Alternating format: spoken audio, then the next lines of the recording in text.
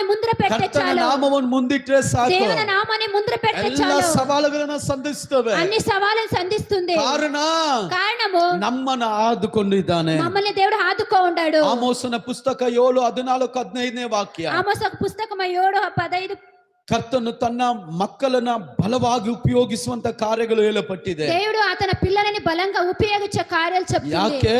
ఎందుకు? ಕರ್ತನ ನಾಮ ಮಹಿಮೆಗಾಗಿ. దేవుని నామ మహిమకై. ಕರ್ತನ ನಾಮ ಮಹಿಮೆಗಾಗಿ. దేవుని నామ మహిమకై. ರಾಜ್ಯವನ್ನು ಕಟ್ಟುವುದಕ್ಕಾಗಿ. అతని రాజ్యాన్ని కట్టేదానికై. ಅವರನ್ನ ಏರಿಸಿ ನೇಮಿಸಿದ್ದಾನೆ. దేవుడు వాళ్ళని నియమించుకున్నారు. ದೇವರು ನೇಮಿಸಿದ್ದಾನೆ. దేవుడు నియమించుండారు. 14:15